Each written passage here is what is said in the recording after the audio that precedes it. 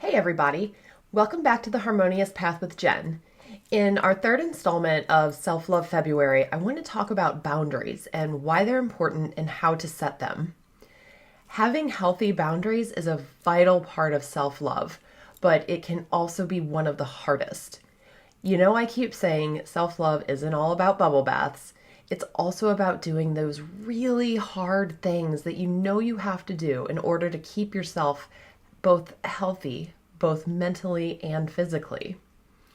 Boundaries come in many forms.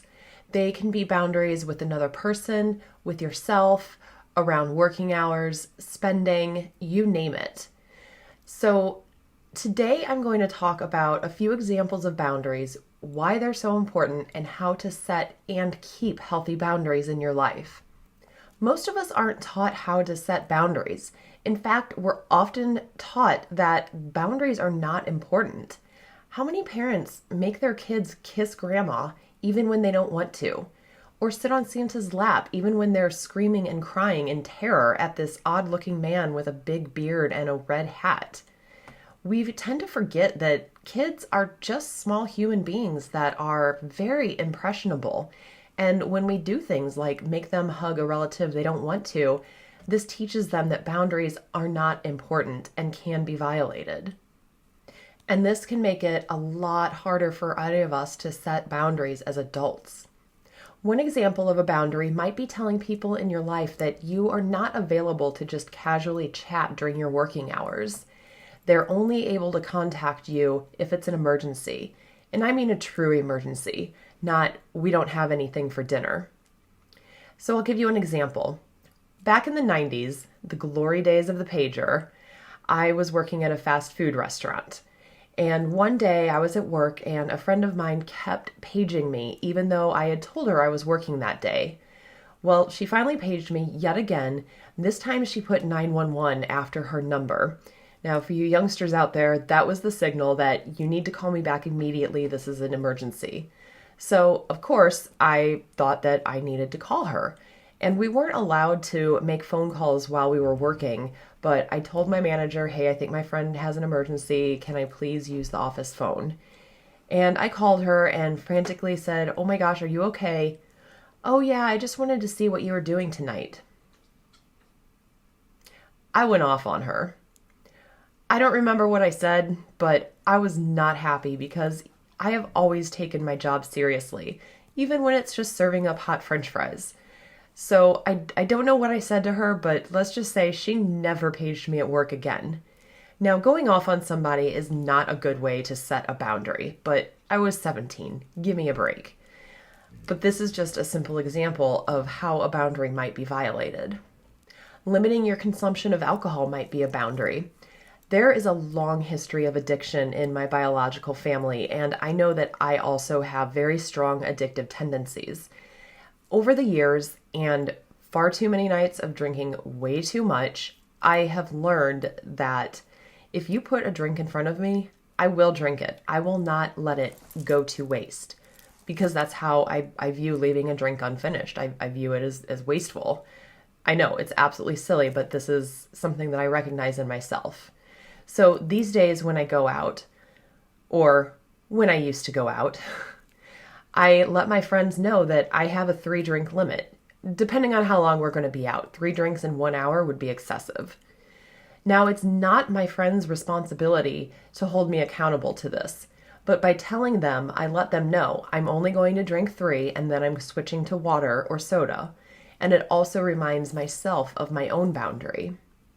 However, if a friend continuously tries to encourage me to have just one more drink when I've told them I have a 3-drink limit, it might be time to reduce contact with that person or at least stop drinking with them because clearly they don't respect my boundaries.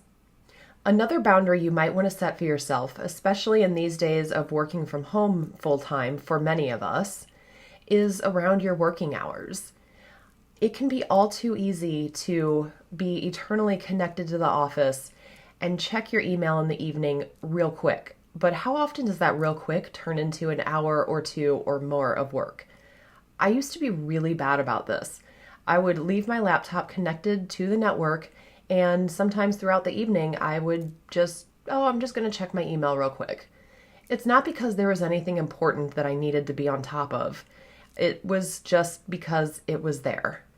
And when I had a BlackBerry for my job, it was even worse because then I could check my email while I was out with friends. Now, thankfully, a lot of my friends also had BlackBerries at the time, so they understood, but it still wasn't checking for anything that I needed to see, and it was a really bad habit. So these days, I have a really strict boundary with myself. When I'm done working for the day, I log off the network, turn off my laptop, and put it away until the next morning. It can also be helpful to have a separate space to do your job when you're working from home, but I know that's not possible for everybody, maybe for most of us. But just turning off your laptop or your desktop can be a really good signal that you're done, and it's going to give you that extra step to just check real quick that might prevent you from doing it. When setting a boundary, you need to be crystal clear on why it's important. Write it down to solidify it. Know how to communicate it clearly and firmly. Practice in front of a mirror. I know how silly that feels, but trust me, when you're communicating a boundary with somebody, you need to be very clear on what you want and what you are asking them to do or not do. This leads to a potential downside of setting boundaries. Some people just won't respect them no matter how firmly you communicate what you are asking. And sometimes it might be necessary to reduce contact with people because of this, or to cut them out of your life entirely. I know how hard this can be, but sometimes it's necessary to protect our own mental health. When determining if you need to cut ties with somebody, sit down and be brutally honest with yourself. Have you clearly communicated and put in the effort to try and enforce that boundary? Sometimes when we ask ourselves this question, we might realize that we may have been a little wishy-washy on it. Also, look at the value of the relationship. Is it something that you really want to keep putting effort into? Or maybe it was once a really strong relationship, but these days it's become a lot more one-sided. Be honest with yourself about these things. People may react negatively when you start setting boundaries. If you've always been available anytime, day or night, to listen to your friend cry about their latest tragedy, and then suddenly you start setting boundaries around that and you aren't available 24/7, they might feel slighted or disrespected. They will likely try to push your boundary, and they might even try to manipulate you. Remember my friend with the 911 page? That's a form of manipulation. So if you're on a personal development journey, while other people in your life aren't, they may feel attacked by the changes they see in you.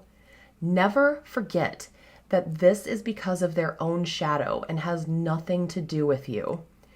Do not change your boundaries to make other people more comfortable. Your change is uncomfortable because of their shadows. I can't stress this enough. Their discomfort is not your responsibility. It's a symptom of their shadow. Your responsibility is your own mental health and well-being. It's also vital that you respect your own boundaries. If you set a boundary about casual conversation at work, but you're the one initiating conversations with your friends, they're not going to respect that boundary because you don't respect it yourself. Or if you continually have just one more drink, even when you have said you're only going to have 3, your friends are of course going to keep encouraging you because clearly that's not an important boundary to you. If you're not sure where you might need to set boundaries, look for things that trigger you. Do you always heave a sigh when Aunt Jo calls, yet answer anyway? That might be somewhere you need to set a boundary. Look at how you spend your time. Do you continuously spend inordinate hours in the evening doing work or watching TV or any other activity that you want to spend less time doing? Set boundaries around those activities. And look at your life from an outsider's point of view. What would you tell a friend about boundaries they might need to set? Finally, I want to remind you about the self-love challenge that I'm doing this month. I am sharing 3 things that I love about myself every day, and I invite you to do the same. Write these down in your journal, and if you're comfortable sharing, please tag me. On February 24th at 7 p.m. Central, I'm going to do a live chat where I would like to share things that we all love about ourselves. And we'll also talk about different self-care and self-love methods and topics and things that we've talked about this month. So until next time, be kind to yourself and those around you, and let your light shine for all the world to see. Bye.